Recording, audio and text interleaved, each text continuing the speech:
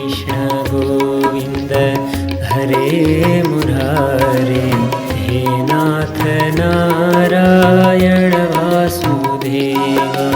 श्री कृष्ण गोविन्द हरे मुरारे, हे नाथ नारायण वासुदेव।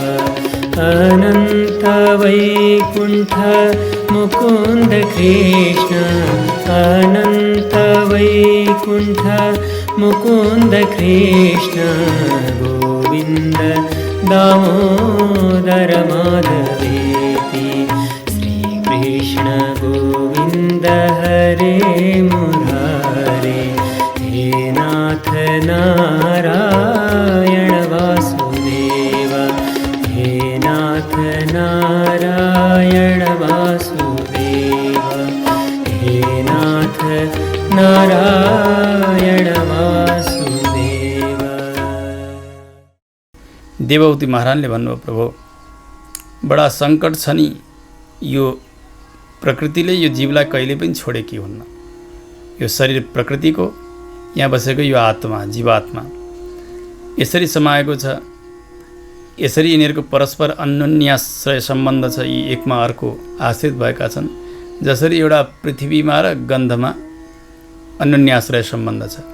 पृथ्वीको गुण भनेको गन्ध हो। यत् गन्ध तत्र गन्धवती पृथ्वी गन्धवत्वं पृथिव्याः लक्षणम। शास्त्रले यसरी बताउँछन्, जहाँ जहाँ गन्ध छ त्यो सबै पृथ्वी तत्त्व हो। यी दृश्यमान जति जति चिज छन् नि, जहाँ जहाँ गन्ध छ त्यो सबै पृथ्वी तत्त्व हो। त्यसै गरी जहाँ जहाँ जल छ त्यहाँ त्यहाँ रस छ। रस र जल पनि यी छुट्टिएर रहन सक्दैनन्। गन्ध र पृथ्वी पनि छुट्याएर राख्न सकिँदैन। जसरी यसै गरी यो प्रकृतिलाई र जीवलाई पनि त अलग गर्न सकिन्न नि। कसरी गर्ने? भगवानले भन्नुभयो, आमा यसैकै निमित्त त अनिमित्त भक्ति, कुनै प्रकारको कामना नगरिकन गरिने भक्ति, अनि कामनाले रहित भएको स्वधर्मको पालन, त्यो तीव्र भक्ति बढाउनका निमित्त श्रुत समृतया चिरम, धेरै नै भगवानका विषयमा सुन्नुपर्छ, भगवत कथा श्रवण गर्नुपर्दछ। त्यसरी भक्ति बढ्दै बढ्दै गइसकेपछि अन्तिममा त्यो अज्ञान नाश भएर जान्छ। जसरी हेर्नु, हामी सुत्छौँ, सुतेका समयमा अनेक प्रकारका डरलाग्दा स्वप्नहरू देख्छौँ। कहिले ठुलो बैलले साँडेले खेदिरहेको हुन्छ, हात्तीले सिंहले चोर डाका फटाहरूले लखेटिरहेका हुन्छन्, कहीँबाट हामी झरिरहेका हुन्छौँ। कहिलेकाहीँ आफ्नो शिर काटिएको स्वप्न पनि देखिन्छ आफैले, कहिले आफै मरेको स्वप्न पनि देखिन्छ। यस्तो डरलाग्दो स्वप्न देख्यो भने व्यक्ति अति डराउँछ। डराउँदा डराउँदै डराउँदा डराउँदै आँखा खुल्छन्। यो मुटु थरथर थरथर थरथर काँपिरहेको हुन्छ। यसो आँखा खुल्यो, माथि छत देखिने हो भने ए म त निदाएको पो रहेछु, स्वप्नमा पो देखेको रहेछु भन्ने बित्तिकै तत्कालै त्यो फेरि डर शान्त हुन्छ। जति बेरसम्म यो साँच्चै हो, मैले साँच्चै यो दुःख पाइरहेको छु, यो आपत्ति मैले भोगिरहेको छु भन्नुन्जेलसम्म दुःख भइरह्यो। अनि यो त होइन रहेछ, निदाका बेलामा देखेको स्वप्न रहेछ भन्ने बित्तिकै त्यो डर जसरी शान्त भयो नि, त्यसै गरी जबसम्म यो प्रकृति र आत्माको विवेक हुन्न, यो नाशवान शरीर हो, आत्मा अविनाशी हो, आत्मा परमात्माको वस्तु हो भन्ने यो बोध जबसम्म हुन्न तबसम्म व्यक्ति संसारका अनर्थबाट डराइरहन्छ, मृत्युबाट पनि डराइरहन्छ। जति बेला यो आत्मविवेक हुन्छ, प्रकृतिभन्दा अलग छ भनेर, त्यसबेला त उठेका व्यक्तिले स्वप्नले उसलाई डर नदिए जस्तो, उसै गरी संसारका कुनै प्रकारका आपत्तिले ऊ डराउँदैन। यथा ह्यप्रतिबुद्धस्य प्रस्वापो बह्वनर्थवृत्ते सैव प्रतिबुद्धस्य न वै मोहाय कल्पते। जागिसकेपछि जसरी डर हराउँछ त्यसै गरी ज्ञान भइसकेपछि संसारको भय सबै नाश भएर जान्छ। यसरी सम्झाउँदै भन्नुभयो, आमा यो मनलाई शुद्ध गर्नका निमित्त अझै तपाईँलाई अरू बताइरहेको छु मैले, सुन्नुहोस्। योगस्य लक्षणं वक्षे सबीजस्य नृपात्मजे मनो येनैव विधिना प्रसन्नं याति सत्पथम। तपाईँलाई भक्तियोगको उपदेश गरिरहेको छु मैले, सुन्नुहोस्।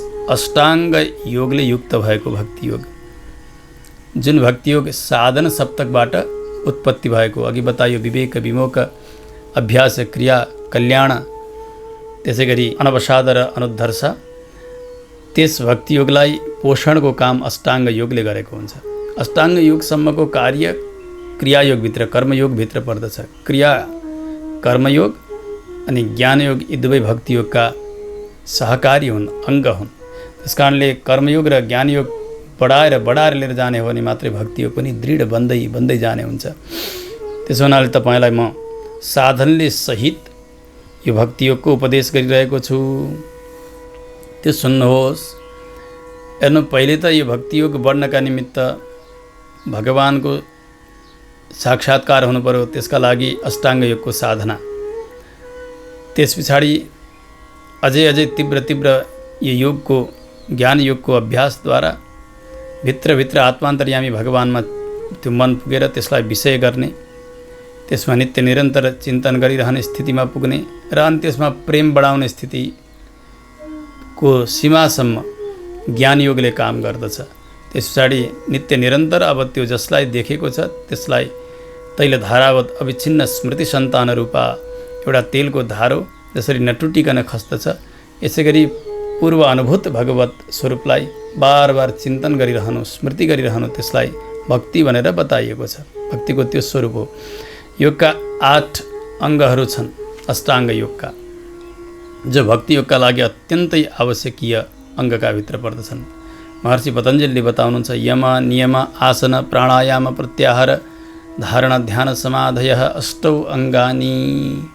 एउटा यम, अर्को नियम, आसन, प्राणायाम, प्रत्याहार, धारणा, ध्यान अनि समाधि, यी योगका 8 अङ्गहरू छन्।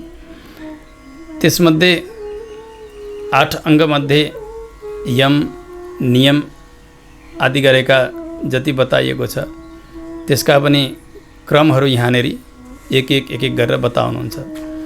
जस्तो कि यम नियम आदिको परिभाषा गर्नुभएको छ महर्षि पतञ्जलिले आफ्ना ग्रन्थमा सूत्र रूपले बताउनु भएको छ। यम भनेको अहिंसा, सत्यास्तेय, ब्रह्मचर्य, परिग्रह यमाः। पतञ्जलिले बताउनुहुन्छ, अहिंसा, सत्य, अस्तेय, ब्रह्मचर्य र अपरिग्रह यी यमभित्र पर्दछन्। यद्यपि एकादश स्कन्धमा अगाडि गएर 12 प्रकारका यम, 12 प्रकारका नियम भगवानले उद्धवजीलाई बताउनुहुन्छ। यी 5 प्रकारका यमभित्र ती 12 प्रकारका अन्तर्भूत हुन्छन् भनेर जान्नु पर्दछ। यसैको विस्तार रूप हो त्यो। मन, वचन र कर्मले कसैको हिंसा गर्न भएन, यो अहिंसा हो। सत्य भनेको असत्य नबोल्ने, त्यसै गरी चोरी नगर्ने, ब्रह्मचर्यको पालन गर्ने र चाहिने भन्दा ज्यादा संसारका पदार्थहरू सङ्ग्रह नगर्ने, यिनलाई यम भनिन्छ। नियम भनेको शौच, सन्तोष, तप, स्वाध्याय, ईश्वर प्रणिधानानि नियमाः। पतञ्जलिले बताउनुहुन्छ, एउटा शुद्धता, अर्को सन्तोष। सन्तोष भनेको आफूले गरेका कर्ममा अथवा आफूले प्राप्त गरेका उपलब्धिमा सन्तुष्ट भएर रहने।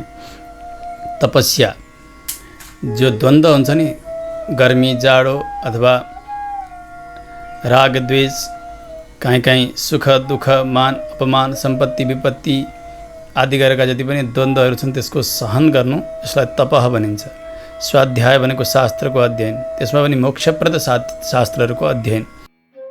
अनि ईश्वर प्रणिधान भनेको भगवानका स्वरूप रूप गुण वैभवको चिन्तन, यसलाई ईश्वर प्रणिधान भनिन्छ। यतिलाई नियम भनेर जान्नु पर्यो।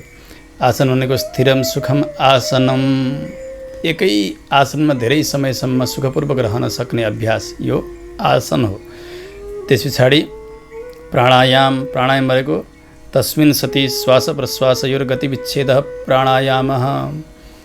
आसन स्थिर भइसकेपछि श्वास प्रश्वासको स्वाभाविक गतिलाई विच्छेद गर्नु, त्यसको नाम हो प्राणायाम। प्राणायाम पूरक, कुम्भक र रेचक प्रक्रियाद्वारा शरीरमा शक्तिको सञ्चार गर्नु, यसलाई प्राणायाम भनिन्छ। स्वाभाविक जुन प्रकारले व्यक्तिले श्वास लिन्छ अनि प्रश्वास गर्दछ, श्वास छोड्दछ, यसको गतिलाई विच्छेद गर्नु, यसलाई अस्वाभाविक स्थितिमा लिएर गएर साधना गर्नु, यसलाई प्राणायाम भनेर जान्नु पर्यो।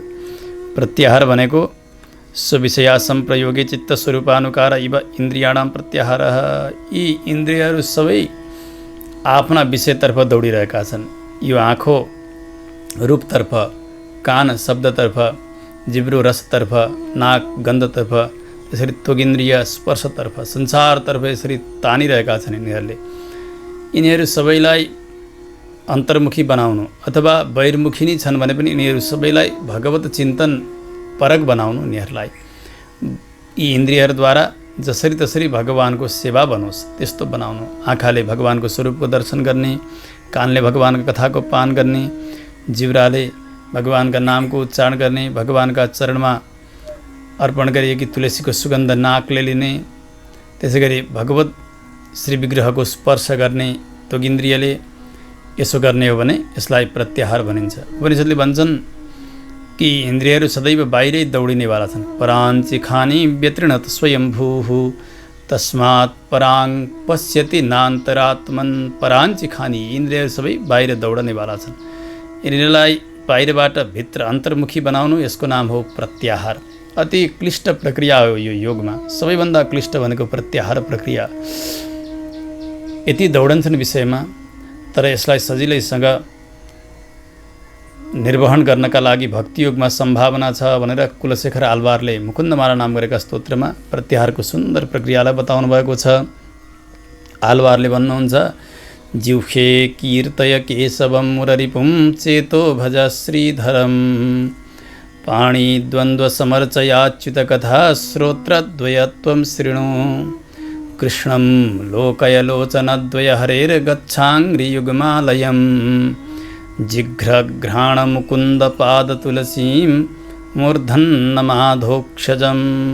आलवारले आफ्ना शरीरमा भएका एक एक इन्द्रियहरूलाई, एक एक अङ्गहरूलाई आज्ञा दिनुभयो, खबरदार आजका दिनबाट तिमीहरूले संसारको भजन गर्ने छैनौ। जिब्रालाई बोलाएर भन्नु, हे जिब्रो, आजका दिनबाट संसारको गन्थन मन्थन सबै छोडिदे। जिह्वे कीर्तय केशवम, भगवान केशवको नामको र गुणको कीर्तन गर्ने काम गर। आजका दिनबाट केही न केही विषय नपाइकन यी इन्द्रियहरू रहँदैनन्। त्यसै गरी मनलाई भन्नुभयो, आजदेखि संसार सम्झिन छोड। मनले भन्यो, केही न केही नसम्झी त बस्नै सक्दिनँ म। आलवारले भन्नुभयो, त्यसो भएदेखि मुररिपुं चेतो भज, आजका दिनबाट भगवानको चिन्तन गर्न प्रारम्भ गरेर मन पनि चुप लाग्यो। त्यसै गरी दुई हातलाई बोलाएर भन्नुभयो, संसारीहरूको सेवा गरेर बस्यौ, चाहिने नचाहिने गरेर बस्यौ, आजका दिनबाट तिमीहरूले संसारको सेवा बन्द गर। हातले भने, हामी केही त गर्न पाउनुपर्छ, त्यसै त बस्न सक्दैनौ। श्रीधरम पाणी द्वन्द्व समर्चय, भगवान सर्वेश्वरको सेवा गर्ने काम गर आजदेखि। हे दुई हात हो। दुई कानलाई भन्नुभयो, संसारका गन्थन सुन्न छोड। उनीहरूले भने, हामी केही नसुनि त बस्न सक्दैनौँ। आलवारले भन्नुभयो, अच्युत कथा श्रोत्रद्वय त्वं शृणु। हे दुई कान हो, तिमीहरूले आजका दिनबाट नसुनि सक्दैनौ भने भगवानका कथालाई पान गर्नु, भगवानका कथालाई सुन्नु। आँखालाई भन्नुभयो, संसार हेर्न छोड। उनीहरूले भने, केही त हामीले हेर्न पाउनुपर्छ। आलवारले भन्नुभयो, कृष्णं लोकय लोचनद्वय हरेः, आजका दिनबाट भगवान सर्वेश्वरको दर्शन गर्ने काम गर। घोडालाई भन्नुभयो, तिमीहरू संसारमा भट्किन छोड। घोडाहरूले भने, हामी कहीँ त जान पाउनुपर्छ नि, तिमीहरू नगइ सक्दैनौ भने हरे हे गच्छाङ्घ्रि युग्मालयम, भगवानका मन्दिरमा जाने काम गर। जिब्रालाई भन्नुभयो, हे जिब्रो, आजसम्म तैँले संसारका अपवित्र गन्धहरू पनि लिइरहिस्, अबदेखि छोड दे।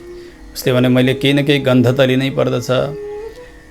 आलवारले भन्नुभयो, त्यसो भए आजका दिनबाट भगवानका चरणमा अर्पण गरिएकी तुलसीको सुगन्ध लिने काम गर। जिघ्रघ्राण मुकुन्द पाद तुलसीम मूर्धन्नमाधोक्षजम, शिरलाई आलवारले भन्नु, आजका दिनबाट पापी पाखण्डीहरूका गोडामा झुक्ने होइन। शिरले भन्यो, कहाँ जाउँ त म? भगवानका र भागवतजनहरूका चरणका अघिल्तिर गएर झुक्ने गर। यसरी सम्पूर्ण इन्द्रियहरूलाई आलवारले आज्ञा दिनुभयो। यसको तात्पर्य के हो भने, यी इन्द्रियहरू आफ्ना विषय बिना बाँच्नै सक्दैनन्, तर यिनीहरूलाई विषय दिने, भगवत सम्बन्धी विषय दिने हो भने यो नै सबैभन्दा सजिलो प्रत्याहारको प्रक्रिया हुन्छ। त्यस पछाडि अर्को धारणा, देशबन्ध चित्तस्य धारणा। अरूतिर चित्त नभड्कियोस्, जहाँनिर आफ्ना ध्येय परमात्मालाई राख्ने हो, चाहे हृदय कमल होस्, चाहे यो भ्रुकुटीका बिचमा होस्, जहाँ ध्यान गर्ने हो त्यहाँनिर बन्दी बनाएर राख्नु त्यो चित्तलाई। त्यही एकाग्र बनाएर राख्नु त्यसको नाम हो धारणा। त्यस पछाडि जुन ध्येयलाई त्यहाँ स्थापित गरिएको छ त्यस्ता परमात्माको चरणबाट किरीट पर्यन्त सारा अङ्ग प्रत्यङ्गको एक एक अनुभव गर्नु त्यसको नाम हो ध्यान। तत्र प्रत्येकतानता ध्यानम, केवल त्यही मात्र मन लागिरहनु। समाधि भनेको के हो? तदैवार्थ मात्र निर्वासम स्वरूप शून्यम इव समाधि। जुन ध्येय तत्त्वमा मन लाग्यो परमात्मामा त्यही मात्र मन लागिरहेको छ। स्वरूप शून्यम इव, आफूबा हराइ पो सक्यो कि म ध्याता र ध्येय हामी अलग पो छैनौँ कि जस्तो जस्तो स्थिति। कहिले पनि ध्याता ध्येय भन्दैन, कहिले पनि जीव परमात्मा भन्दैन। हेर्नु, मोक्षका समयमा पनि भगवानका कल्याण गुणको अनुभव गर्ने हो। त्यसैले उपनिषदले बताउनुहुन्छ सो स्नुते सर्वान् कामान् सह ब्रह्मणा विपश्चितेति। भगवानका साथमा बसेर श्री वैकुण्ठमा नित्य विभूतिमा भगवानका कल्याण गुणको अनुभव जीवात्माले गर्दछन्। यसको तात्पर्य के हो कि मुक्तात्मा कहिल्यै पनि परमात्मा बन्दैन, जीव कहिल्यै पनि ईश्वर बन्दैनन्। त्यस कारणले त्यो समाधिका अवस्थामा यस्तो हुन्छ, भगवानका त्यो कल्याण गुणमा चुल्लममा डुबेर आफू पनि हराएको स्थिति, यसलाई भनिन्छ समाधि। यसरी 8 अङ्गले युक्त भएको योग अष्टाङ्ग योग, यो अष्टाङ्ग योग भक्ति योगका निमित्त अत्यन्तै सहकारी बन्दछ। यसैद्वारा यो भक्ति योग बढ्दछ। यसैले नै तपाईँको मन सत्पथमा लाग्दछ, यसैले प्रसन्न हुन्छ। आमा सुन्नुहोस्, बताउँदै जानुभयो भगवानले। पहिले त वर्णाश्रम धर्मको पालन गर्नु पर्यो, वेद विरुद्ध आचरण गर्न भएन, प्रारब्धवशात जे मिलेको छ त्यसमा सन्तोष गर्नु पर्यो। आत्मविद चरणार्चनम, परमात्मालाई जान्ने त्यस्ता आचार्यहरूका चरणको आश्रय लिनु पर्यो, उहाँहरूका चरणको सेवा गर्नु पर्यो। जबसम्म आचार्य वर्ण गरेको छैन, गुरु वर्ण गरेको छैन भने मोक्ष सम्भव छैन। हेर्नु, सबै प्रकारका साधनामा, सबै प्रक्रियामा पहिले आचार्यको अनिवार्यता रहन्छ। त्यसकारणले आचार्य सन्निधानमा जीव पुग्नु पर्दछ। आचार्य बिना मुक्ति छैन, गुरु बिना मुक्ति छैन। त्यसैले वेदले के भन्नुहुन्छ? तद्विज्ञानार्थम स गुरुमेवाभिगच्छेत समित पाणिः श्रोत्रियम ब्रह्मनिष्ठम। त्यो ब्रह्मतत्त्वलाई जान्नु छ भने पहिला गुरुका पासमा जाओस्। गुरु पनि कस्तो हुनु पर्यो? श्रोत्रियम ब्रह्मनिष्ठम, जसले वेदादि शास्त्रलाई आलोडन गर्नुभएको छ, वेदमा अधिकार छ जसको, र भगवानमा पनि हुरुक्क प्रेम छ भने त्यस्ता गुरुलाई नै गुरु बनाउनु पर्दछ। जाँदा केही न केही लिएर जाने, गुरुजीका पासमा जाँदा त्यस्ता आचार्यलाई नै आचार्य बनाउने। वेदले भन्नुभयो आचार्यवान पुरुषो वेद, जसले गुरु गरेको छ उसले नै परमात्मालाई जान्न सक्दछ। त्यसैले त हेर्नु, यही वेदको भावलाई बताउन, शास्त्रको भावलाई बताउनका निमित्त कोही ज्ञानी महापुरुषले नेपालीमा भजन तयार गरिदिनु भएको छ एउटा झ्याउरे लयमा। गुरु बिना ज्ञान कहिल्यै मिल्दैन, माया जालको यो बन्धन छुट्दैन। आत्मा खोज्छ मुक्त हुन, माया लाग्छ छेक्न, गुरु बिना पाइँदैन परमात्मा देख्न। गुरु बिना ज्ञान कहिल्यै मिल्दैन, माया जालको यो बन्धन छुट्दैन। यो वेद सिद्धान्त हो। हेर्नु, अब वेदमा सबैको पहुँच पुग्दैन, शास्त्रमा सबैको पहुँच पुग्दैन, अर्थ लाग्दैन। त्यस कारणले हामी जस्ता अज्ञानीलाई कृपा गर्नका लागि कोही ज्ञानीहरूले त्यो वेदकै अर्थ यो बताउनु भएको छ यस भजनमा। यो भजन केवल नाच्न गाउनका लागि मात्र होइन, यसले भनेको मान्नका लागि हो, यसले भनेको गर्नका लागि। गुरु बिना ज्ञान कहिल्यै मिल्दैन, यो निश्चित हो। अनि गुरु नगरिकन अनि ज्ञान नभइकन माया जालको यो बन्धन छुट्दैन, त्यो पनि निश्चित हो।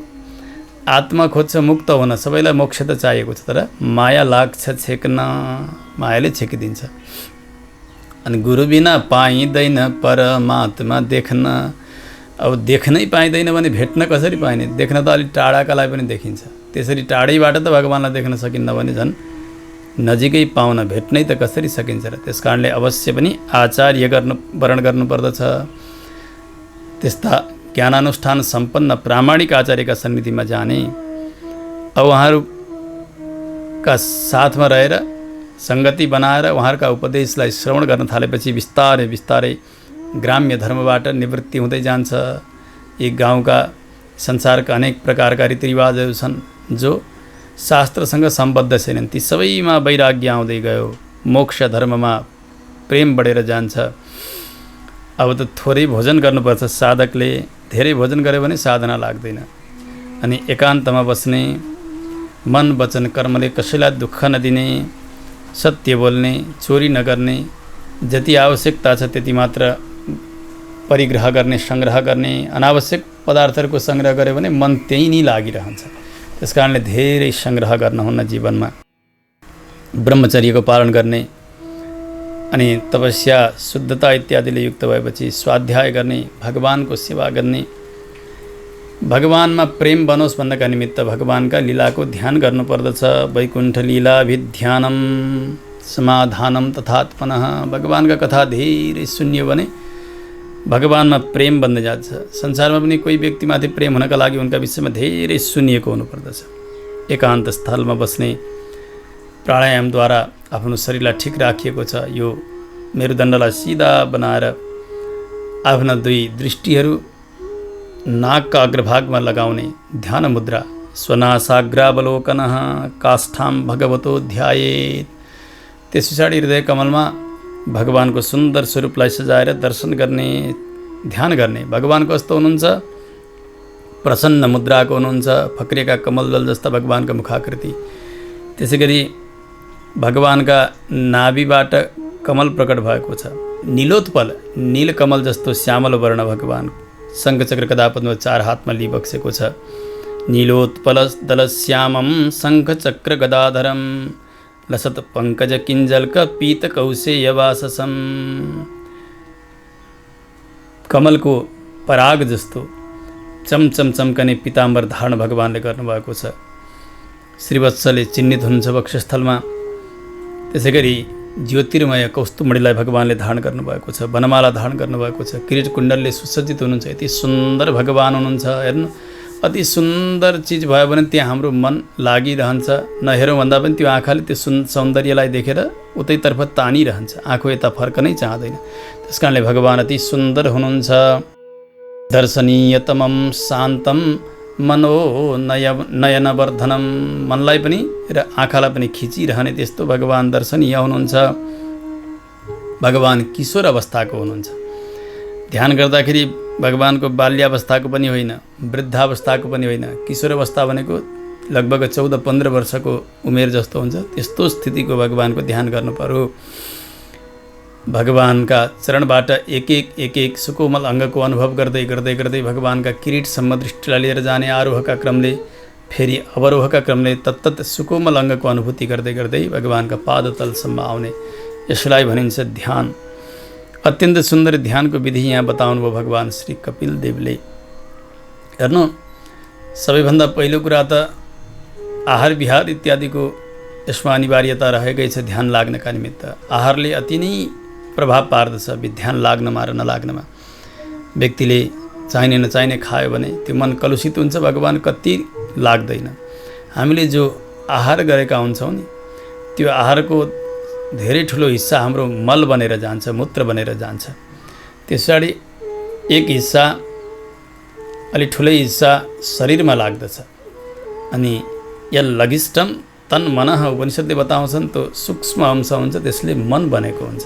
त्यस कारण जस्तो भोजन गरेको छ त्यस्तै मन बनेको हुन्छ। त्यसैले उपनिषदले के भन्नुभयो? आहार शुद्धौ सत्व शुद्धि सत्व शुद्धौ ध्रुवा स्मृति स्मृति लम्बे सर्वग्रन्थीनां विप्रमोक्षः। आहार शुद्ध भयो भने नै मन शुद्ध हुन्छ, मन शुद्ध भयो भने भगवानमा मन लाग्दछ। त्यसैबाट व्यक्तिको सारा बन्धनहरू खुलेर जान्छन्, भगवान प्रसन्न रहनुहुन्छ। त्यसो भएको हुँदा आहारको शुद्धता चाहियो। हेर्नु, जेसुकै खानेर यसलाई एउटा फोहोर राख्ने ट्याङ्क जस्तो बनाइयो भने मन पनि त्यति नै फोहोरी हुन्छ। त्यो पवित्रतम वस्तु भगवानमा मन लाग्दैन। त्यस कारणले परिशुद्ध भएको मन, आहारको पनि शुद्धता छ। तस्मिन् लब्धपदम चित्तम शुद्ध भावेन चेतसा प्रेक्षणीय हितम। अत्यन्तै पवित्रतम मन भगवानमा लगाउने र क्रमशः भगवानका पादतलबाट ध्यानलाई अगाडि बढाएर लिएर जाने। भगवानले भन्नुभयो, आमा सञ्चिन्तयेत् भगवतश्चरणारविन्दम वज्राङ्कुशध्वजसरोरुहलाञ्छनाढ्यम् उत्तुङ्गरक्तविलसन्नखचक्रबाल ज्योत्स्नाभिराहतमहदहृदयान्धकारम्। पहिले त भगवानका पैतालामा भएका ती मङ्गल चिन्हहरूको ध्यान गर्ने साधकले जहाँ वज्र, अङ्कुश, ध्वजा, कमल, स्वस्तिक, त्रिकोण, बिन्दु, झण्डा आदि गरेका यस्ता पवित्रतम चिन्हहरू छन्। यी एक चिन्हको पनि अर्थ छ। हेर्नु, भक्तका लागि, भक्तमाथि कृपा गर्नका निमित्त नै भगवानले यी पैतालामा, चरणका पैतालामा यी चिन्हहरूलाई धारण गरिबक्सेको छ। यस्ता पादतलमा भएका चिन्हहरूको पहिले चिन्तन गर्ने, ध्यान गर्ने। त्यस पछाडि भगवानका नखाबलीबाट दिव्य ज्योति आइरहेको छ। त्यो ज्योति मेरा हृदयमा प्रवेश गरेर हृदयमा भएको अज्ञान रूपी अन्धकारलाई नाश गरिरहेको छ त्यस ज्योतिले भनेर यसरी भगवानका नखावलीको पनि चिन्तन गर्ने। उत्तुङ्ग रक्तविलसन्नख चक्रबाल ज्योत्स्नाभिः आहतमहदहृदयान्धकारम। सबै प्रकारका अज्ञान नाश भइरहेका छन् भगवानका चरणबाट आएका ज्योतिले। त्यस पछाडि भगवानको समग्र चरणको ध्यान गर्ने। जुन चरण जब त्रिविक्रमावतार भयो भगवानको, वामनावतार, त्यस बेला 3 पाउ पृथ्वीको बाहनाले भगवानले 1 पाउले पृथ्वीलाई नापिदिनु भयो, दोस्रो पाउ स्वर्गतर्फ लगिदिनु भयो। त्यो चरण बढ्दै बढ्दै बढ्दै बढ्दै ब्रह्मलोकसम्म पुग्दछ। ब्रह्माजीले ओहो मेरा इष्टदेवको चरण भनेर जल ल्याएर भगवानका चरण प्रक्षालन गर्नुभयो। त्यो चरण जल नै गङ्गाजीका रूपले अवतीर्ण हुनुभएको छ। त्यसकारणले गङ्गाजल साक्षात् भगवानको श्रीपाद तीर्थ हुनुहुन्छ। त्यो श्रीपाद तीर्थलाई, गङ्गाजललाई आफ्ना जटाजुटमा धारण गर्नुभयो भगवान शङ्करले। ब्रह्माजीले चरण धुनुभयो अनि भगवान शङ्करले त्यो चरण जललाई आफ्ना शिरमा धारण गर्नुभयो। त्यो शिरमा धारण गरिसकेपछि अमङ्गल वेशधारी भगवान शङ्कर भूत प्रेत पिशाचका बीचमा रहने, मुण्डका माला लगाउने, चिताको भस्म घस्ने, यसरी श्मशान घाटमा बस्ने यस्ता अमङ्गल वेशधारी भगवान शङ्कर पनि शिव बन्नुभयो, मङ्गल बन्नुभयो। भगवानको श्रीपाद तीर्थलाई आफ्ना जटाजुटमा धारण गरेर शरणमा परेर ध्यान गर्ने भक्तका पापरूपी पर्वतलाई नाश गर्नका निमित्त भगवानका चरणारविन्द साक्षात् वज्र समान छन्। त्यस्ता प्रभुका चरणको ध्यान गरोस्। यच्छौचनिश्रित सरित प्रवरोदकेन तीर्थेन मूर्ध्न्यधिकृतेन शिवः शिवोऽभूत्। ध्यातुर्मनः समलशैलनिसृष्टवज्रं ध्यायेच्चिरं भगवतश्चरणारविन्दम्। यस्ता भगवानका पवित्र चरणको ध्यान गर्नुपर्दछ। त्यस पछाडि ती गोलीगाँठा, पिण्डुला, यसै गरी भगवानका जानो, जङ्घा अनि पातलो त्यो कटी प्रदेश, गहिरो नाभि, अत्यन्त सुन्दर सुकोमल एक दृष्टि त्यो साधकले ध्यानका अवस्थामा माथि माथि लिएर जाने। भगवानको त्यो नाभि यति गहिरो, ओहो त्यो त ब्रह्मा शङ्कर आदि गरेका देवताहरूको जन्मभूमि नै हो, जन्मस्थान नै हो। किनभने नाभिबाट कमल, कमलबाट ब्रह्मा, ब्रह्माका क्रोधबाट भगवान शङ्कर जन्मनु भएको, अगाडिका सारा देवताहरू भएका हुनाले सम्पूर्ण ब्रह्माण्डको एउटा त्यो जन्मभूमि र यी बडे बडे कारण देवताहरूका पनि जन्मभूमि हुनुभएका भगवानका नाभिको ध्यान गर्ने। नाभि ख्रदं भुवनकोशगुहोदरस्थं यत्रात्मयोनिधिषणाखिललोकपद्मम्। दृष्टिलाई अगाडि बढाएर लिएर जाने। भगवानको विशाल वक्षस्थलमा श्रीवत्स चिन्ह सुशोभित हुनुहुन्छ। वनमाला लट्किरहेको, भगवानको चमचम चम्कने पीताम्बर भगवानले धारण गरी बक्सेको छ। वनमालामा त्यस्ता देव भ्रमरहरू भूँ भूँ गरेर झुन्कार गरिरहेका छन्। 4 हात छन् प्रभुका, 4 हातमा शङ्ख चक्र गदा पद्म लिइबक्सेको छ। अब दृष्टिलाई बिस्तारै बिस्तारै बिस्तारै माथि लैजाने। शङ्ख चक्र गदा पद्म भगवानले लिनुभएको छ। त्यस पछाडि भगवानको सुन्दर कण्ठ, भगवानको कण्ठ शङ्ख आकृतिको छ। त्यस्तो सुन्दर कण्ठको दर्शन गर्ने। त्यस पछाडि भगवानको मन्द मुस्कुराहटले सहित भएको मुखाकृतिको दर्शन गर्ने, जहाँका दन्तावलीहरू अत्यन्तै मिलेका छन्, दाँतका लहरहरू। भगवानको ध्यान गर्दा भगवान अति नै मुस्कुराइरहनु भएको छ। अनि भगवान भृत्यानुग्रहकातरम भक्तलाई अनुग्रह गर्नका लागि एकदमै सावधान भएर बस्नु भएको छ भन्ने स्वरूपको ध्यान गर्नुपर्छ। विरक्त भएका भगवानको ध्यान गर्ने होइन। भगवानको हँसाइको जब ध्यान गर्छन् साधकले, संसारमा उनका लागि शोक सागर जमेको होस्, परन्तु भगवानको त्यो मुस्कुराहटले त्यो शोक सागर सबै सुकेर समाप्त हुन्छ। सबै प्रकारका दुःखहरू नाश भएर जान्छन्। हासं हरेर बनता अखिल लोक तीव्र शोकाश्रुसागर विशोषणमत्युदारम। यस्ता प्रभुको मन्द मुस्कुराहटको दर्शन गर्ने, मिलेका दन्तावली, त्यसै गरी भगवानको कल्पतरु समान दिव्य नासापुटको दर्शन गर्ने, फक्रिएका कमलदल जस्ता नेत्रको दर्शन गर्ने, सुन्दर सारङ्ग धनुष जस्ता भ्रुकुटीको दर्शन गर्ने, भगवानको विशाल ललाट जहाँ ऊर्ध्वपुण्ड विराजित हुनुहुन्छ त्यहाँनेर लड्किरहेका छन् भगवानका घुङ्गुराले केश र शिरमा भगवानले दिव्य ज्योतिर्मय मणिमय किरीट मुकुट धारण गरिबक्सेको छ। यस्ता किरीटको पनि दर्शन गर्ने।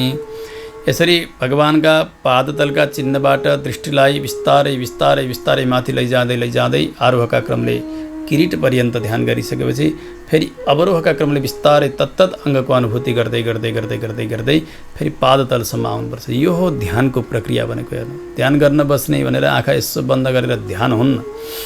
आज मेडिटेसन भन्यो, यता र उता भन्यो, अनि भगवानको यस्तो वास्तविक स्वरूपको ध्यान गर्ने कुरालाई तिरस्कार गर्यो, मनपरी गर्यो, एक प्रकारका शब्द जालभित्र फसेर अनि ध्यान केही होइन, पूजा केही होइन, पाठ केही होइन भन्ने यस्तो पाखण्ड खुब धेरै बढेर गएको छ। जबसम्म यस्ता एकमात्र परमात्मामा मन लाग्दैन, यस्ता प्रभुको साक्षात्कार जीवले गर्न सक्दैन त्यो साधनाका अवस्थामा, तबसम्म उसको ध्यान नाम गरेको त्यो एउटा बहाना मात्र हो भनेर जान्नु पर्दछ। यस्ता प्रभुमा चित्त लगाउनु, यही चित्त लगाउने हो भने नै यसरी गर्ने हो ध्यान भने आमा।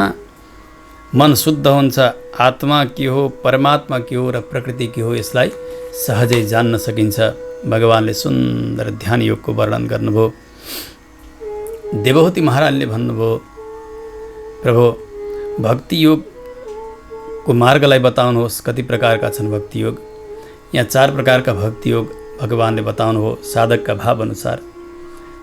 एउटा तामस भक्ति योग, अर्को राजस, अर्को सात्विक र अर्को निर्गुण भक्ति योग, जसले हृदयमा अनेक प्रकारको हिंसा, दम्भ, मात्सर्य भरेर अनि म स्वतन्त्र हुँ भगवानको होइन, संरम्भी भिन्न दृग्भाव म स्वतन्त्र हुँ भनेर यसरी आफूलाई स्वतन्त्र रूपले मानेर भगवानमा भक्ति गर्छन्।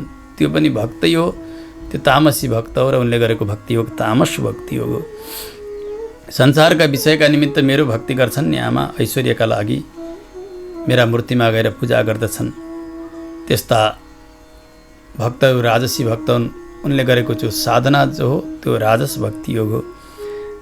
अर्को एक प्रकारको भक्ति योग हुन्छ जसले आफूले गरेका दुष्कर्म नाश गर्नका निमित्त कर्म गर्ने अथवा आफूले गरेका कर्महरू भगवानलाई समर्पण गर्ने, ठुला याग इत्यादि गर्ने, त्यसको फल भगवानलाई नै समर्पण गर्ने।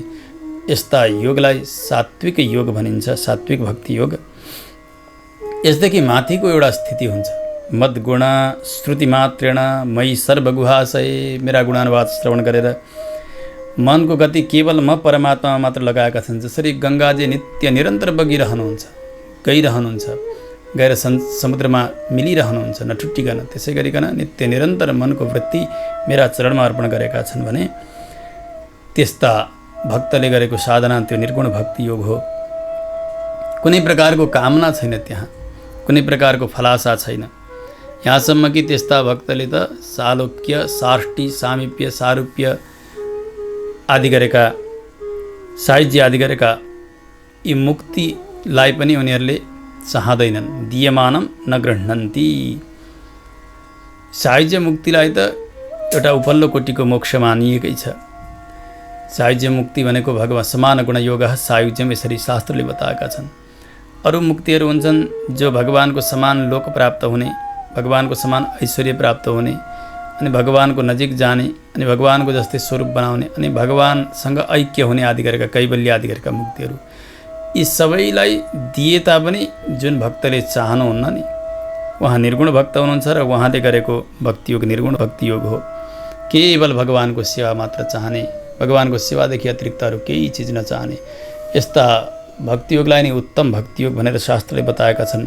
यो नै मेरो पनि अभिमत हो भनेर भगवानले बताउनुहुन्छ। भगवानले भन्नुभयो, आमा संसारमा म व्याप्त छु, संसारमा व्याप्त भएको मलाई नजानेर केवल मूर्तिमा गएर मात्र पूजा गर्छन् भने तिनीहरूले भस्ममा खरानीमा गरेको हवन जस्तो निरर्थक जान्नुपर्दछ। किनभने हेर्नु, भगवानको निवास स्थान भनेका केवल देवालय मात्र होइनन्।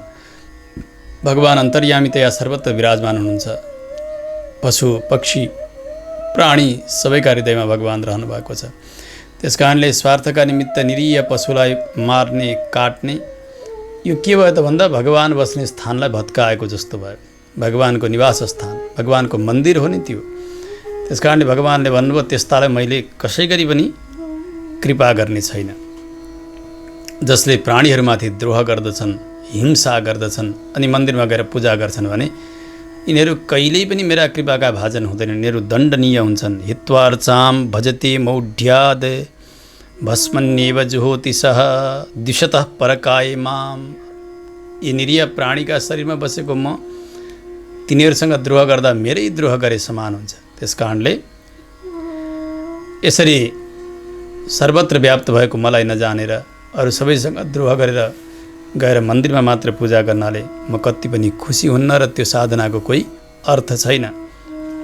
भगवानले यसरी बताउँदै भन्नुभयो, आमा त्यस कारणले सम्पूर्ण क्रियाहरू सबै मलाई नै अर्पण गर्नु कर्मका फलहरू। मय्यर्पितात्मनः पुंसः मयि सन्न्यस्त कर्मणः। अनि त्यो आत्मा, आत्मा भन्नाले यहाँ मन पनि म परमात्मामै समर्पण गरेको छ भने मात्रै उसको साधना सिद्ध हुन्छ। भगवानले भन्दै जानुभयो, आमा जसरी वायुले उडाएर लिएर गएका मेघले यहाँबाट वहाँ उडिरहँदा त्यो वायुको शक्तिलाई जान्न सकिरहेका हुनन्, त्यसै गरी कालका प्रेरणाले जीवात्मा पनि भिन्न भिन्न योनिमा जान्छ। जहाँ जान्छ ऊ त्यहीँ रमाउँछ। कालको प्रभावलाई उसले जानेको छैन। जुनसुकै शरीरमा आए पनि हेर्नु, जीवात्मालाई त्यही शरीर प्यारो लाग्दछ। एउटा कुकुरका शरीरमा आएको जीवलाई पनि त्यो कुकुर शरीर प्यारै लागेको हुन्छ। नारकी शरीर पाएको छ, यातना शरीर, त्यस बेला पनि त्यो शरीर उति नै प्यारो हुन्छ जति प्यारो हामीलाई हाम्रो शरीर छ। नरकस्थोपि देहं वै न पुमान् त्यक्तुमिच्छति नारक्यां निर्वृतौ सत्यां देवमाया विमोहितः। नरकको शरीरलाई पनि, यातना शरीरलाई पनि व्यक्ति छोड्न चाहँदैन, सक्दैन त जीव। त्यति नै मोह हुन्छ त्यसमा। जब अब नरकवास सक्यो, फर्केर आयो, नरकबाट आउने क्रममा यो स्थावर जलचर पक्षी कीट पक्षी पशु बानर यी 84 लाख पार गर्दै गर्दै मनुष्य देहमा आउने क्रम चल्दछ। अब त यहाँ आइसक्यो, आइसक्ने बित्तिकै संस्कार त्यस्तै प्रकारको छ।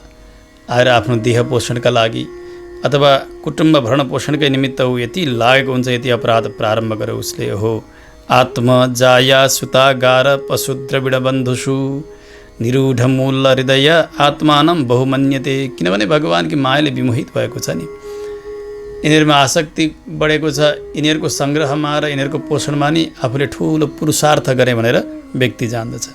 साना साना नानी बाबुहरू उनीहरूको कलकल आवाज सुनेर त्यसैमा मस्त रहन्छ। यस्तो कुट धर्म, गृहस्थाश्रम धर्म दुःखले बानिएर रहन्छ, बेरिएर रहन्छ। कहिलेकाहीँ त्यो दुःख हटाउन सक्यो भने यसैलाई सुख भनेर संसारको व्यक्तिले मान्दछ। संसारमा सुख नाम गरेको पदार्थ छैन। हामीले हिजो पनि सुनिसकेका छौँ, कुर्बन दुःख प्रतिकारम सुखवन मन्यते गृही। दुःख हटाउन सक्यो भने नि त्यसलाई सुख भनेर व्यक्तिले मान्दछ। अब यसरी आसक्त हुँदै गयो, समय बित्दै गयो, अन्यायले सम्पत्ति आर्जन गर्यो, कुटुम्ब भरण पोषण गरिरहेको छ।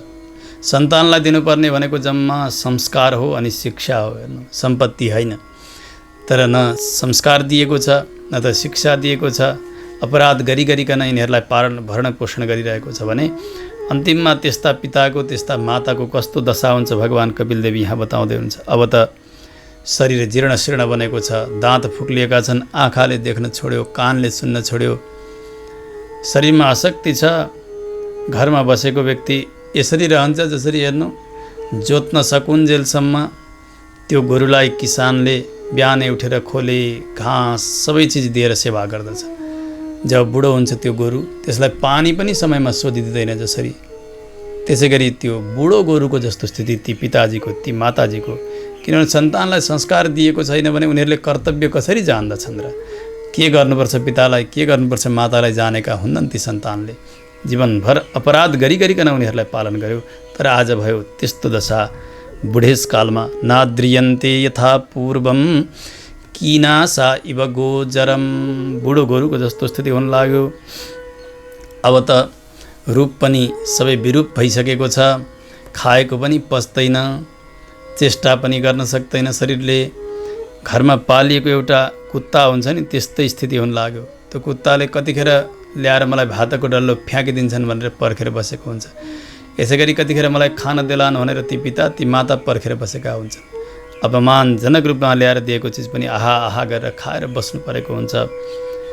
अब त अन्तिम अवस्था आयो, मृत्युशय्यामा पुगेका हुन्। कफ वात पित्त खुब बढेर गएको छ, कफले गर्दा घाँटी घर घर गरेको छ। मृत्युशय्यामा भएका ती बालाई अथवा ती आमालाई तुलसाका मठमा निकाले सबैले वरिपरिबाट घेरेका छन्, आफन्त भन्ने सबैले।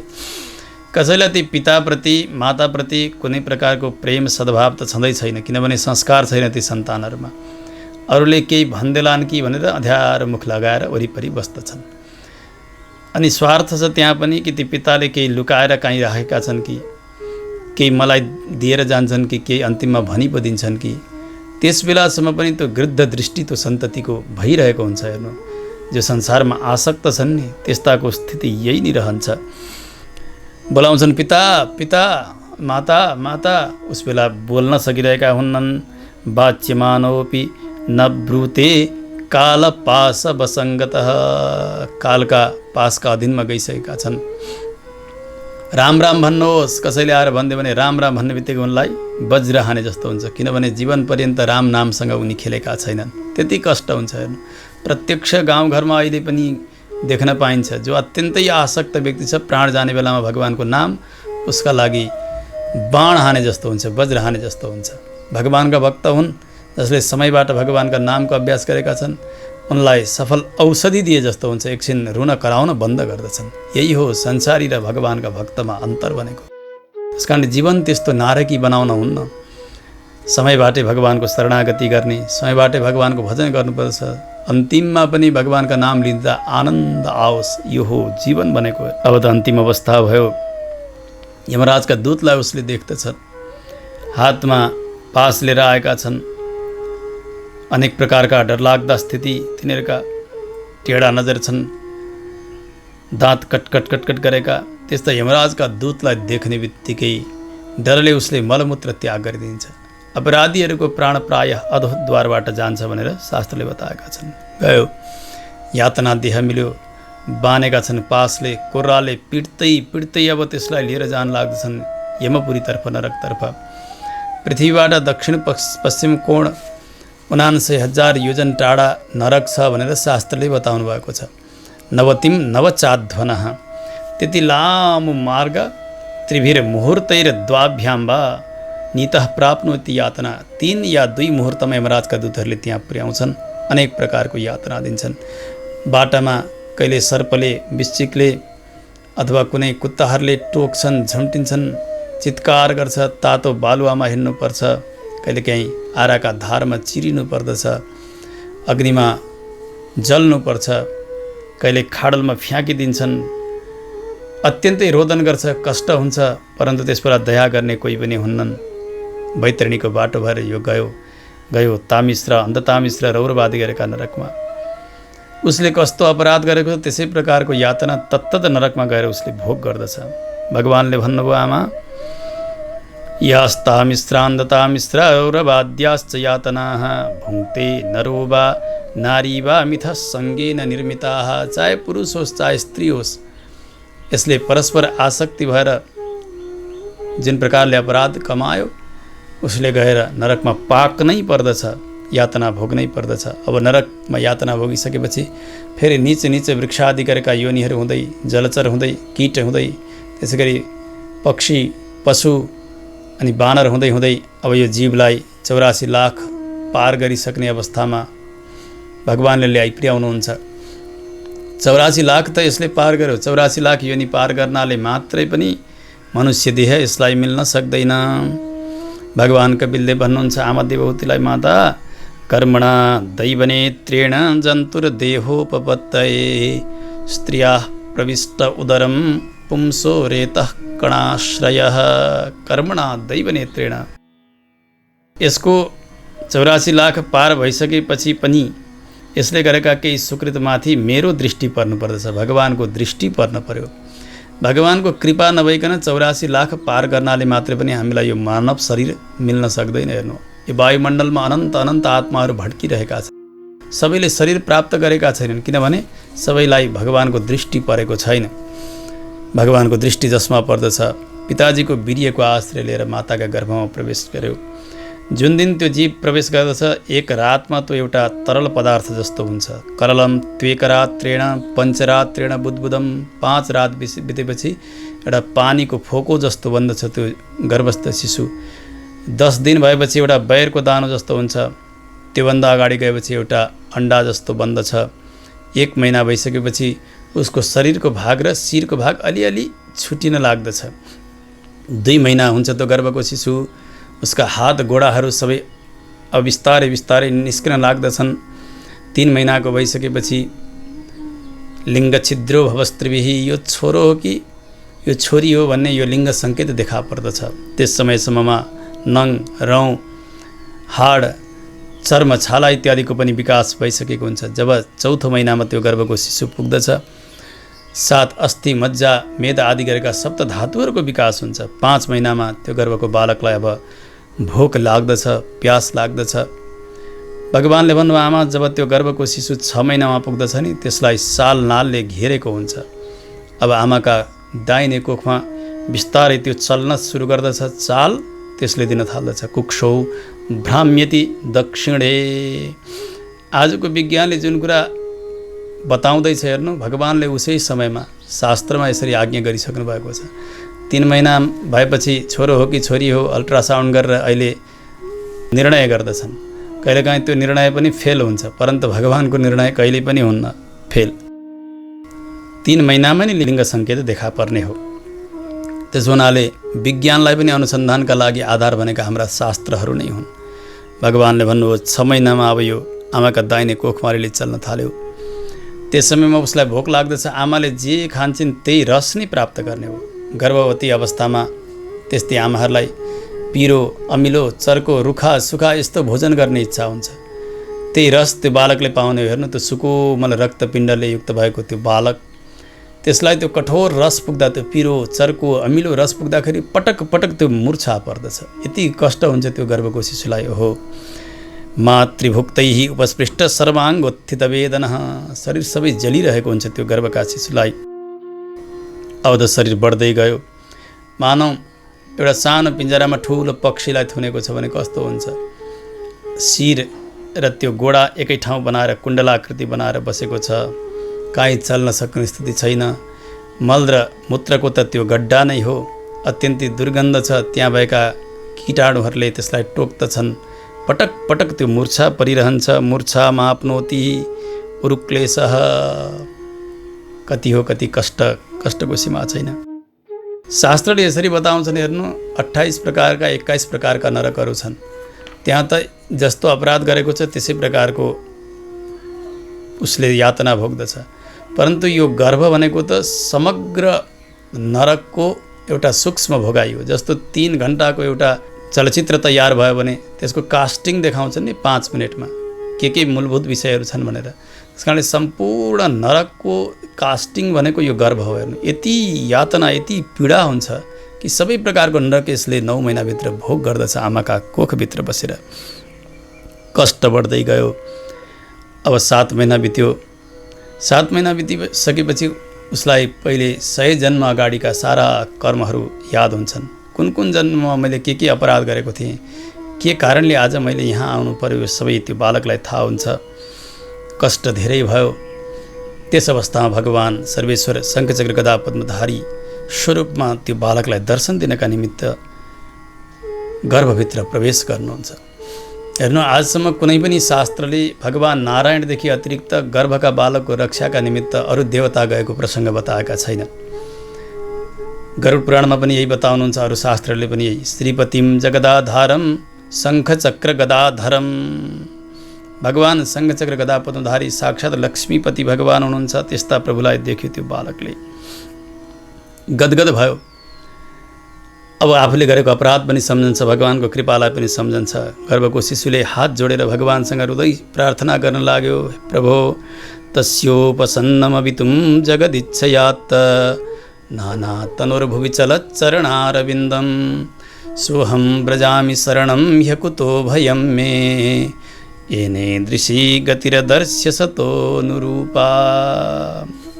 प्रभु, हजुर अनेक अवतार ग्रहण गर्नुहुन्छ, यिनै मङ्गल चरणद्वारा तत्तत स्थानमा विहार गर्नुहुन्छ। आज भने म जस्ता अपराधीलाई दर्शन दिनका निमित्त यस्तै पावन चरणले यस्तो घृणित गर्भाशयमा हजुर आइबक्स्यो। यो ठुलो कृपा हजुरको।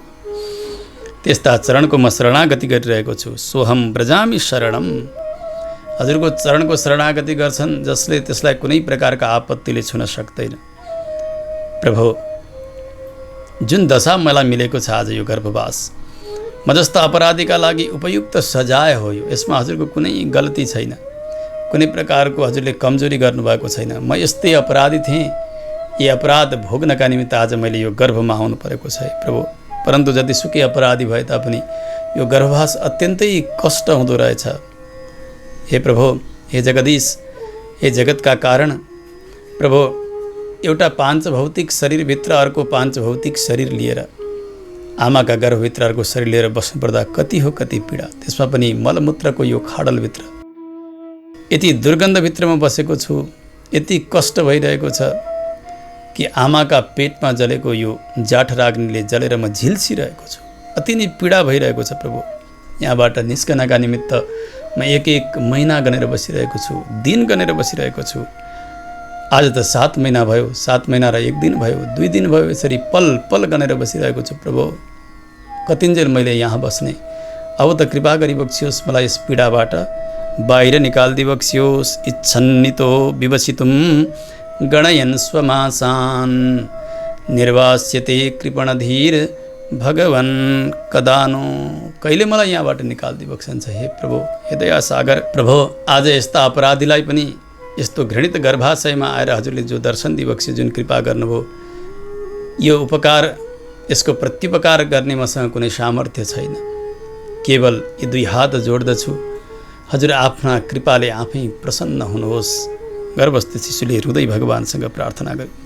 भगवानले सोध्नुभयो, बाबु तँलाई यहाँबाट मैले निकालिदिन्छु, त्यस पछाडि गर्छस् तैँले के? गर्भका बालकले यही भन्यो, हेर्नु तपाईँ हामी सबैले यसै गरी प्रतिज्ञा गरेका थियौँ भगवानका अघिल्तिर गर्भमा हुँदा। त्यो पीडाका समयमा यो कसैको कथा भगवानले सुनाइरहनु भएको छैन। तपाईँ हामी सबैको दशा यही नै हो। आमाका गर्भमा आउँदा भगवानसँग यसै गरी शपथ लिएका थियौँ हामीले। भगवानसँग भन्छ, प्रभु यहाँबाट हजुरले मलाई उद्धार गरिदिनु भयो भने फेरि यो गर्भमा नआउनु पर्ने काम गर्दछु, नरकमा नजानु पर्ने काम गर्दछु। त्यो भनेको हजुरको चरणको नित्य निरन्तर उपासना हो। हजुरको चरणको आश्रय लिएर मैले बाँच्ने छु, कहिले हजुरलाई छोड्ने छैन, कहिले भुल्ने छैन। कृपा गरेर मलाई यहाँबाट निकाल्दी बक्सियोस्। तस्मात् अहम विगत विक्लव उद्धरिष्ये आत्मानमासु तमसस्सुहृदात्मनैव भूयो यथा व्यसनमेतदनेकरन्ध्रं मामे भविष्यद उपसादित विष्णुपादः। हजुरका चरणलाई छोडेर मैले कहिल्यै पनि रहने छैन, प्रतिज्ञा गर्यो यो बालकले। भगवानले विचार गर्नुभयो, प्रत्येक पटक आमाका गर्भमा आउँछ यो मनुष्य बन्नलाई, यसै गरी कबोल गर्छ, बाहिर निस्किएपछि फेरि यसले गर्ने नगर्ने गर्छ। अब यसलाई केही सङ्केत त लगाइदिनु पर्यो, चिन्ह लगाइदिनु पर्यो। जसरी हेर्नु, पहिले धेरै चोरी गरे भने त्यो चोरको औँलो काटिदिने, केही सङ्केत राखिदिने, यो चोर हो भनेर यस्तो सजायको व्यवस्था थियो नि। भगवानले पनि विचार गर्नुभयो, अब यसलाई केही न केही सङ्केत त मैले लगाइदिउँ। अब हात काटिदिउँ, बाहिर निक्लेर भन्ला तिम्रो सेवा गर्ने त मैले विचार गरेको थिएँ, प्रणाम गर्ने त विचार गरेको थिएँ, मलाई भित्रै हात ढुँडै बनाइदियो, फेरि पनि मबाट टाढा होला। कोही चरण काटिदिउँ, गोडो काटिदिउँ, तिम्रा मन्दिरमा आउने त मैले विचार गरेको थिएँ, तर के गर्ने, लङ्गडो बनाइदेऊ। त्यस बेला पनि न्यु खोज्ला यसले। भगवान्लाई दया पनि छ, किन आफ्नो सन्तति हो।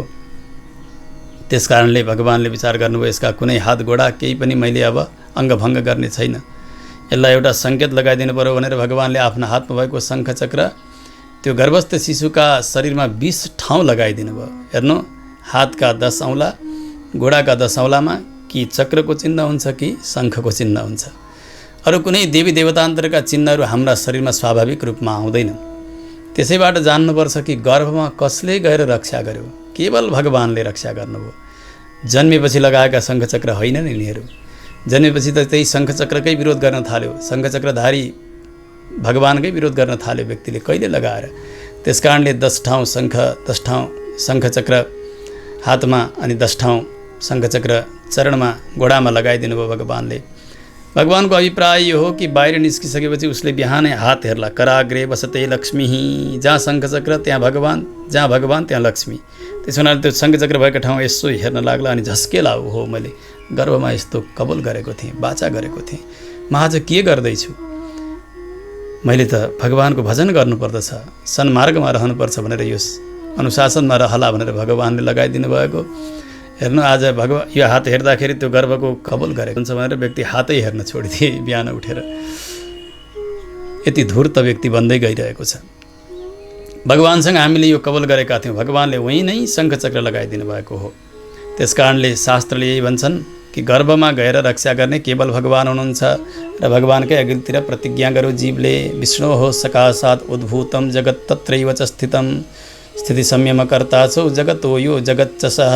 विष्णु पुराणमा पनि पराशर महर्षिले यही नै बताउनुहुन्छ, विष्णु सकाशात् उद्भूतम, भगवान विष्णुबाटै यो जगत प्रकट भयो। त्यसैले सारा जगत भगवानको। हामी प्रार्थना गर्दा पनि त्यही भन्छौँ नि, जले विष्णु, थले विष्णु, विष्णु पर्वतमस्तके, ज्वालमाला कुले विष्णु, सर्वं विष्णुमयम जगत, समग्र जगत भगवानकै स्वरूप हो भनेर। त्यस कारणले हामी केवल भगवान नारायणका हौँ, अरू देवी देवतान्तरका होइनौँ, अरू कसैले मोक्ष दिन सक्दैनन्। त्यस कारण जसले गर्भमा रक्षा गर्यो, जसले शङ्खचक्र लगाइदियो, उनै शङ्खचक्र गदा पद्मधारीकै शरणमा बसेर उनकै भजन गर्नुपर्छ, उनी नै मोक्षका अधिपति हुन्। जोसँग कबल गरेको थियो, जोसँग बाचा गरेको त्यो बाचा उसैसँग निर्वाह गर्नुपर्छ, पुरा गर्नुपर्छ, त्यो नि सच्चा ठहर छ। त्यसो भएको हुनाले हामीले भगवत शरणागति नै गर्नुपर्दछ। भगवान् नै मोक्षका अधिपति हुनुहुन्छ। लगाइदिनु भयो शङ्खचक्र।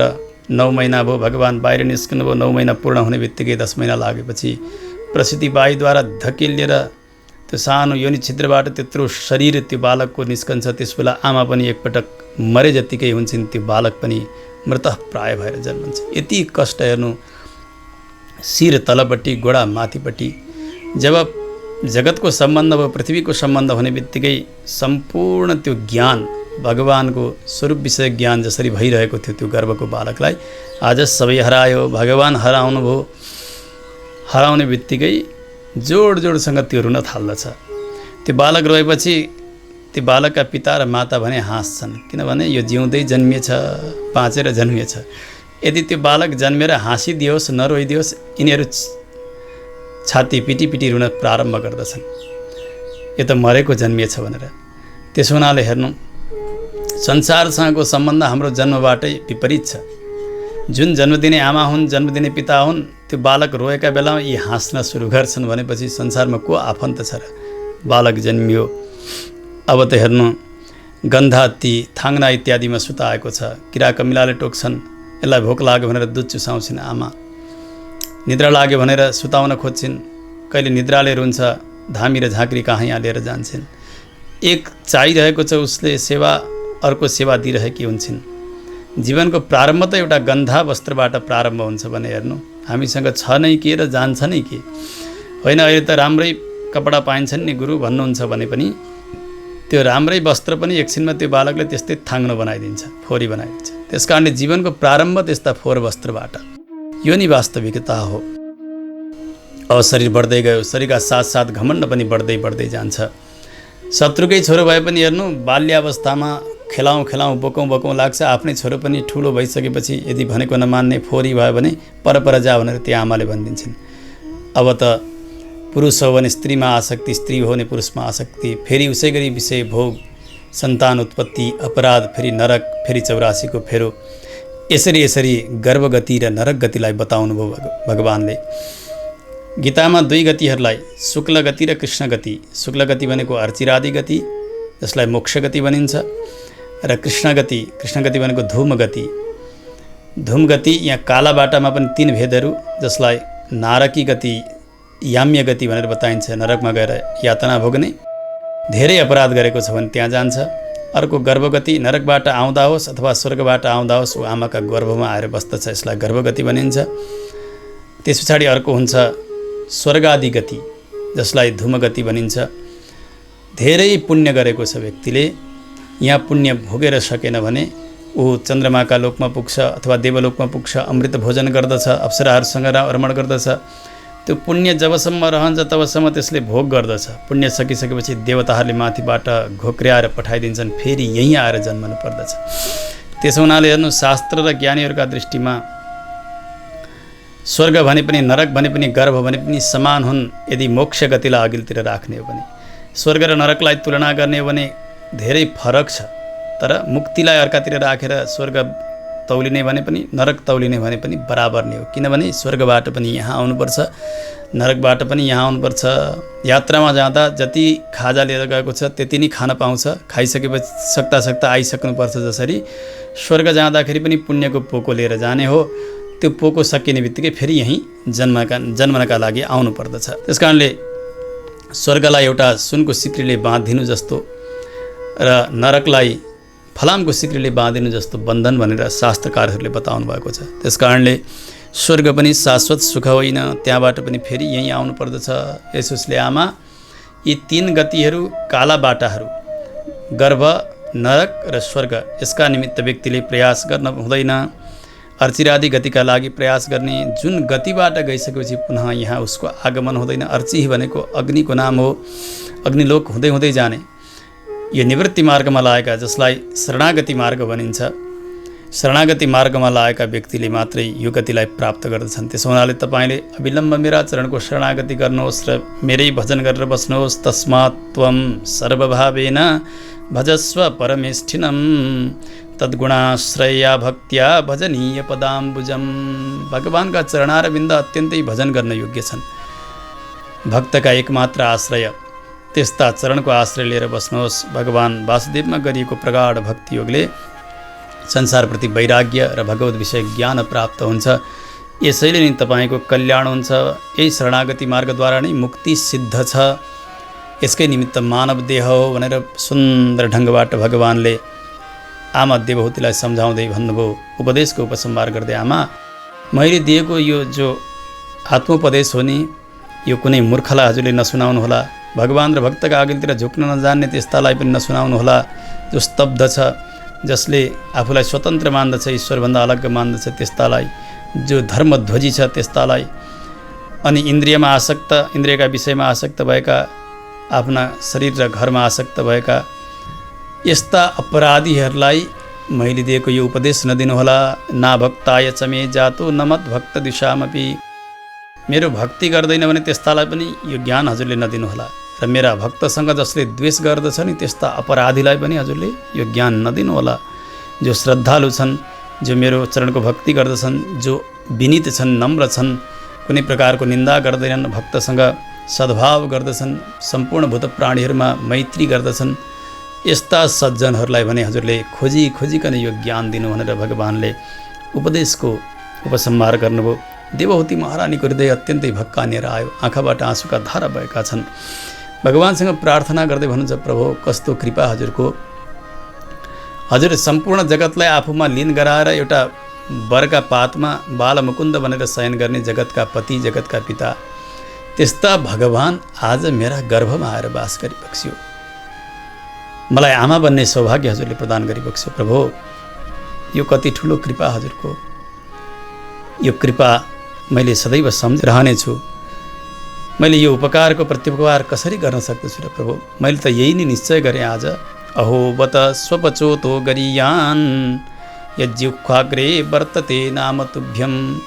चाण्डालै योनिमा जन्मेका भए तापनि हजुरका पावन नाम जसले उच्चारण गरेका छन्, हजुरको शरणागति गरेका छन्, वस्तुतः तिनै नै उत्तम हुन्। ब्राह्मण भएर पनि हजुरका चरणदेखि विमुख छन्, हजुरको शरणागतिबाट विमुख छन्, हजुरको भजनबाट विमुख छन् भने ती चाण्डालभन्दा पनि गए गुज्रेका हुन्। यस्तो मैले जाने। हे प्रभु, हजुरका कृपाले आज मेरा सबै अज्ञान नाश भए। यस्ता प्रभुलाई म बार बार वन्दना गर्दछु। वन्दे विष्णुम कपिलम वेदगर्भम। देवहूति महारानीले चरणमा वन्दना गर्नुभयो।